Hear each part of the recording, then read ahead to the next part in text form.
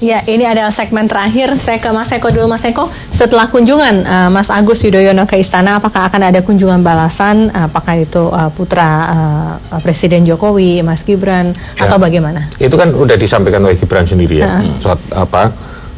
Tidak menutup kemungkinan kalau kemudian dia juga akan balik membalas untuk mengunjungi Mas Agus. Mas tadi bilang, Mas Agus ya.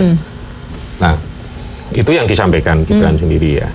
Nah tentu karena ini menyangkut juga anak presiden, pasti ada protokolernya kan.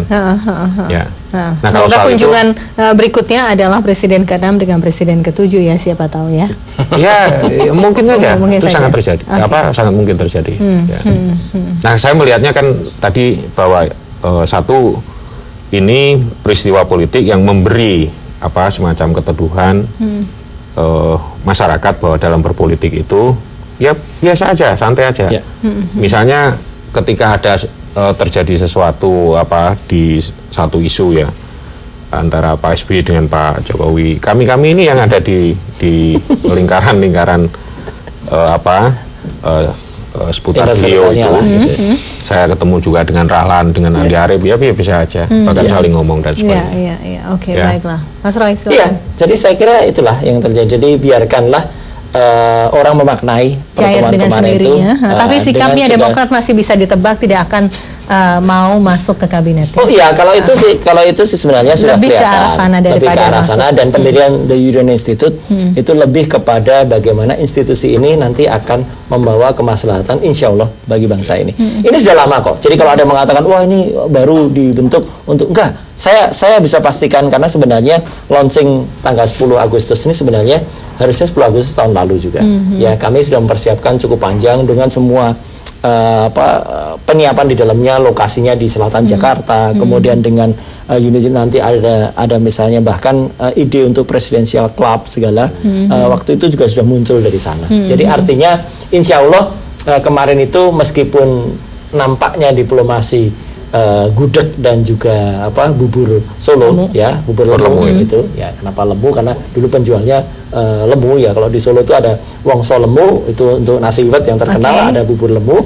Nah, semoga hasilnya pun lemu, hasilnya pun gemuk untuk bangsa ini. Jadi bangsa ini tidak kemudian kurus, tidak kemudian biasanya orang gemuk itu prasangkanya baik. Oh iya kan enak lah semuanya. Jadi pemikirannya cocok ya, kayak Pak Hendri itu. Nah, gitu. Saya paling kurus kalau di antara itu juga prasangkanya baik. Mas Hendri silakan. Ini harus kita syukuri karena memang milestone-nya bagus sekali. Bagus buat negara ini, bagus buat Pak Jokowi, juga bagus buat akan merendahkan hiruk pikuk selama 1-2 minggu lalu kemudian intensinya naik lagi atau akan merendah? Ini kan agak lumayan ya setelah kalau kita ingat ada kejadian NTT, kemudian ada dituduh tanya kemudian yang Pak Jokowi dituduh diktator dan lain-lain. Ini pertemuan ini minimal netizen tuh sekarang bicara hoodie, kemudian bicara batik gitu-gitu, lebih enak. Tapi yang paling penting adalah saya setuju dengan Mas Eko dan Mas Roy di sini. Ini milestone apa juga.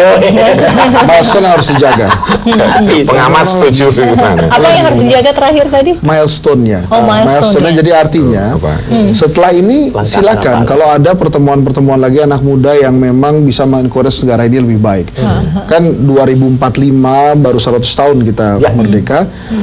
Hingga saat ini pun umur 72 tahun ini kalau kita lihat lagi sejarah belum bisa melampaui kerajaan yang pernah ada di Nusantara. Jadi memang perjalanan kita masih jauh. Kemarin sebuah hal yang positif. Oke, baiklah. Terima kasih Bapak sudah hadir di editorial. Terima kasih sekali atas dialognya yang cukup ringan namun mengena. Pemirsa, itulah tadi sajian 1 jam editorial sepekan. Kami kembali pekan depan tentunya dengan topik yang berbeda. Saya Fesi Alwi pamit. Selamat malam, sampai jumpa.